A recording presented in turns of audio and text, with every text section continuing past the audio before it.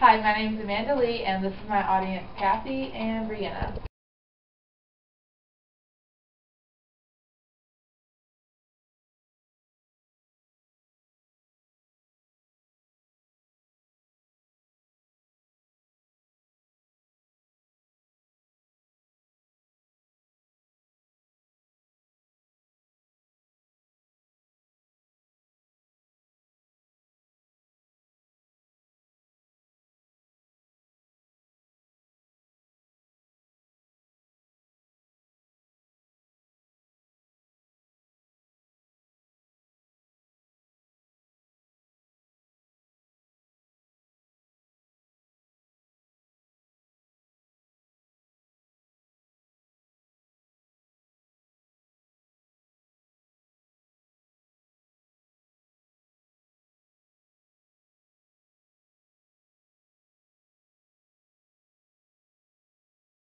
It has been suggested that the government should remove obese children from their parents in order to take control and maintain a healthy weight and lifestyle.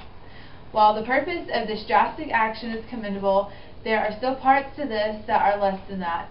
An article from Medscape discusses one of the psychological problems that could be caused by this governmental abduction. The Independent, a website journal from the UK, also provides information on what parents are doing in the matter of childhood obesity. This particular government action is too harsh for the psychology of a child, but there are better ways to help these children. The action of removing a child from his or her home because they cannot lose weight will be too traumatic for a child. Among the list of psychological disorders that this could cause include, but are not limited to, separation anxiety, borderline personality disorder, and most importantly and most obviously, post-traumatic stress disorder. An article on PTSD at emedicine.medscape.com offers a plethora of information about this disorder. The article says that PTSD in children and adolescents occurs as a result of a child's exposure to one or more traumatic events that were life-threatening or perceived to be likely to cause serious injury to self or others. If a child were to develop PTSD early on, it would lead to other, more detrimental occurrences such as sexual abuse, self-abuse, murder, and even suicide. A more psychologically sound alternative to removing the children from their home is to provide free educational opportunities to parents about what is considered a healthy diet for children. It may very well be that most parents are not learned in what is best dietary-wise.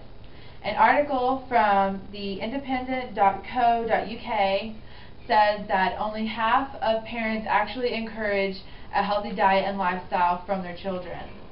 They quote Jane Landon with this very valid point. I think that parents are confused by misleading advertising which makes them choose high-fat and high-sugar products. Parents may give their children jelly sweets which highlight their fruit content, but they are really mostly just sugar. With the lack of education being a major contender of why childhood obesity is so rampant, perhaps the forceful hand of the government is not as necessary. There is plenty to be said about the suggested government action that I just do not have time to even highlight.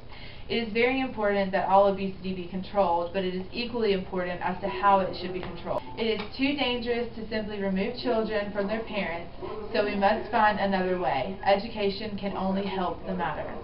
Do we have any questions? Yeah, I have one. Okay. When, if this takes place, would we expect to see the government take action like this? I think it's only been just a suggestion, almost like a rumor, but actually true. I don't know that it will happen, it's just simply a suggestion. And this is just my argument as to why it shouldn't happen. Any other questions? Okay. I've heard some people call obesity a form of abuse. Do you agree or disagree? It depends. If the parents are really just not even worried about what the child is eating and they just let them do whatever and they just let them sit at home and sit inside all day, then yes, that can be taken as a form of abuse, because childhood obesity can lead to premature high blood pressure, high cholesterol, all of these things that can just easily end someone's life by the age of 30 from what a source told me. Alright, and that's it. Thank you for your time.